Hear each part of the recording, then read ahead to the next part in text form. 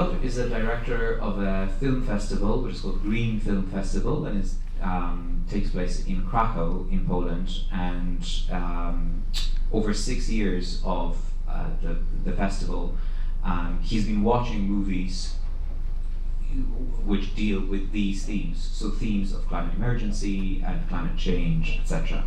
So through watching those movies, he almost had a mission, or wanted to go on a mission, to use film or a feature film as a vehicle to discuss and to explore these topics and to explore the questions surrounding climate change, climate emergency, and what's going to happen with us.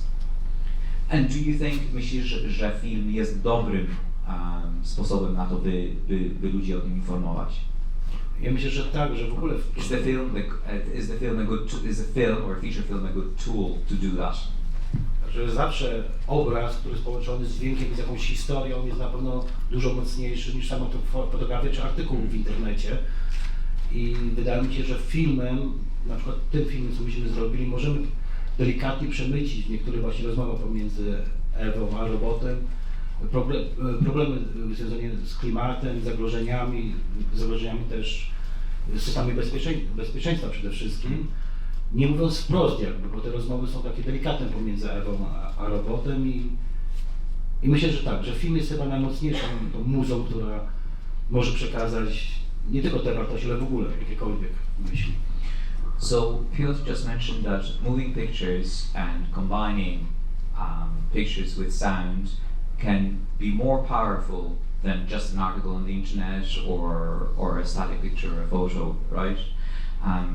And that dealing with topics, not only the topic of climate change or climate emergency, but also the topic of security, in terms of, I presume, security of robots or security of AI or security of artificial intelligence and how it's going to be dealt with.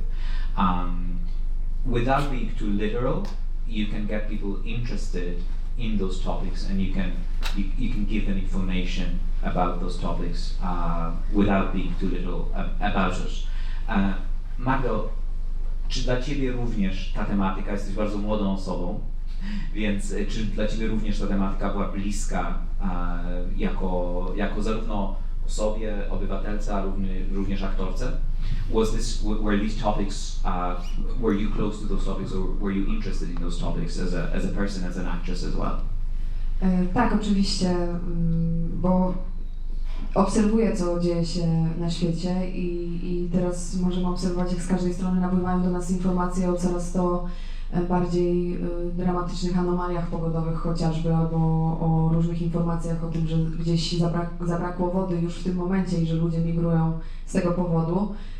I też jak obserwuję wszechobecny konsumpcjonizm, który ludzie uprawiają i to, jak nadużywają zasoby tej naszej planety, no to gdzieś to jest poruszające i kiedy zobaczyłam w tym scenariuszu, że ten film przemyca właśnie ten temat, że jest taką czerwoną kartką dla nas ludzi, no to jeszcze bardziej chciałam wziąć udział w tym projekcie, bo po prostu mówi on o ważnych sprawach i też bardzo ciekawe jest to, że właśnie ta misja, o której Piotr mówi, jest też podana przede wszystkim w przystępny sposób, bo ludzie dużo chętniej obejrzą film science fiction, wydaje mi się, niż film dokumentalny o globalnym ociepleniu czy właśnie katastrofie klimatycznej.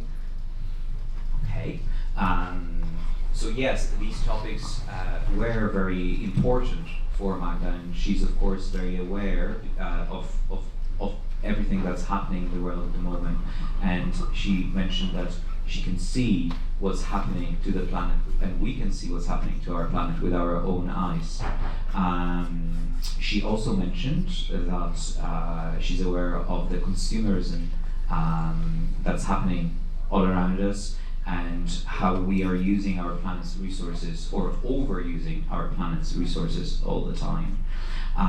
Magda mentioned that the film is almost like a red card for us as a species in terms of what we're doing to the planet. It's also probably more easily digestible. A feature film might be more easily digestible for people as a vehicle to talk about those issues, rather than, for example, a documentary about climate emergency or climate change, right? Film ten jednak nie zajmuje się tylko tematyką zmiany klimatu, również dotyka bardzo ważnego i ważkiego tematu, jakim jest migracja. Chciałbym zapytać się, dlaczego chciałeś dodać jakby ten element do tego scenariusza i do filmu, i jak został on odebrany w Polsce,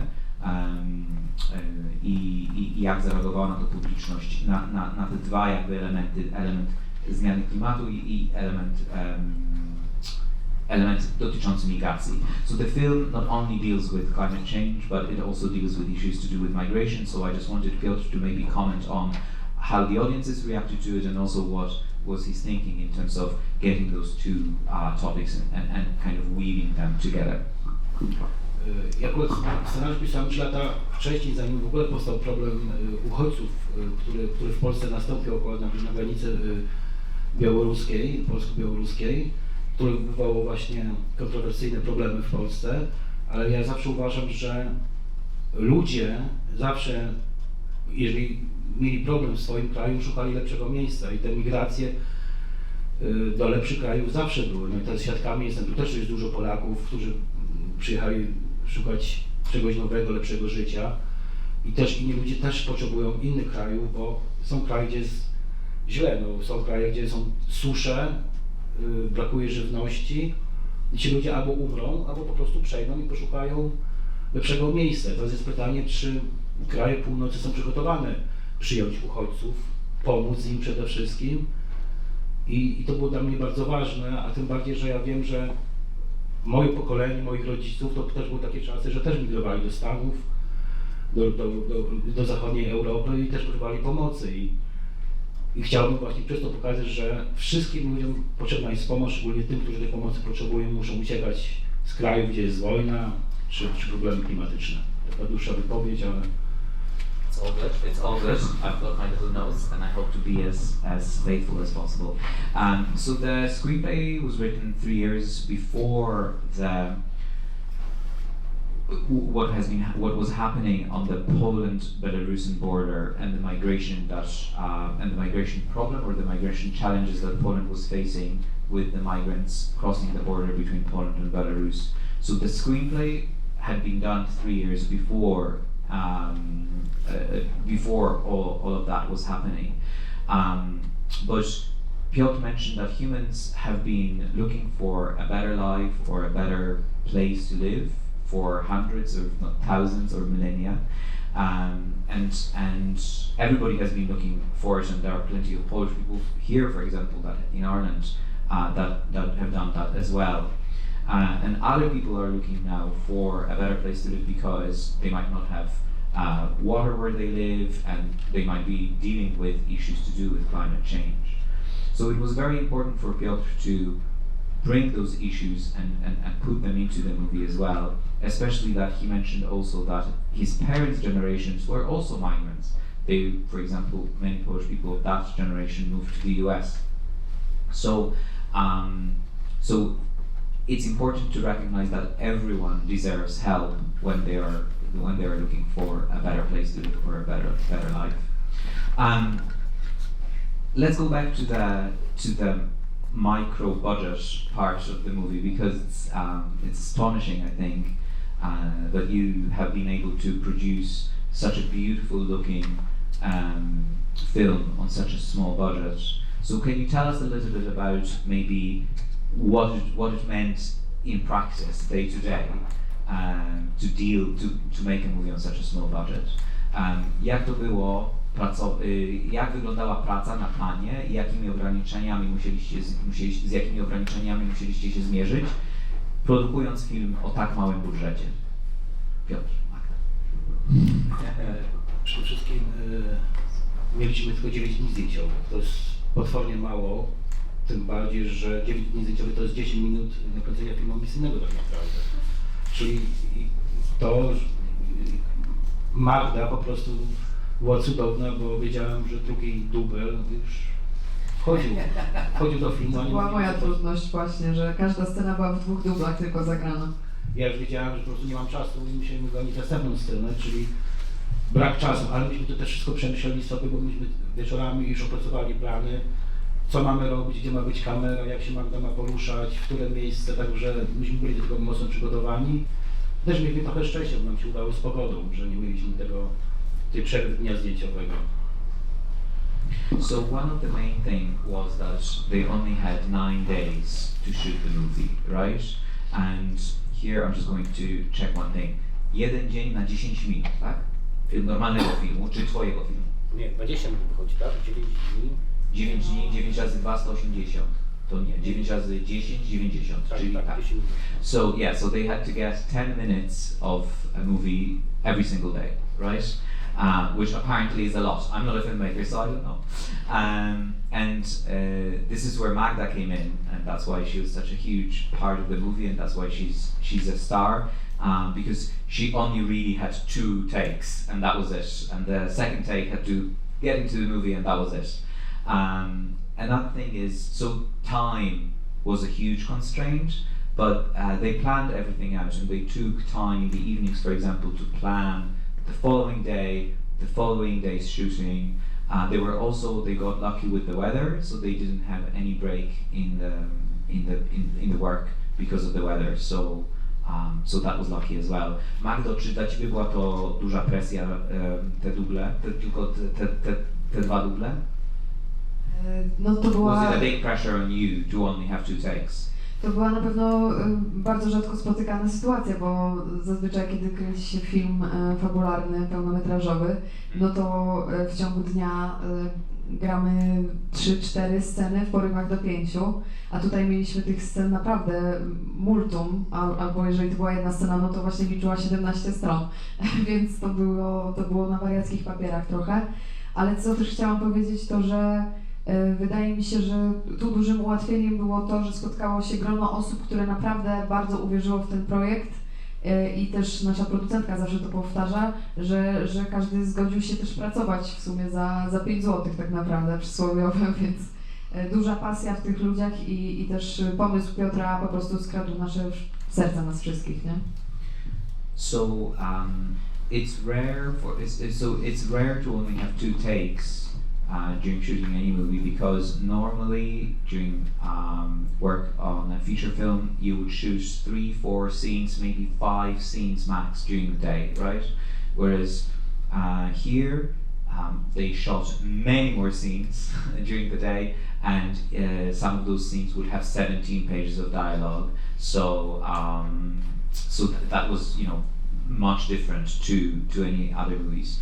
What was also important was that it was a group of people who really believed in the project and who really believed in Piotr's vision and shared his passion for the project, and they also agreed to work for perhaps a smaller amount of money than they would have normally. So it's important for us to hear from you as well.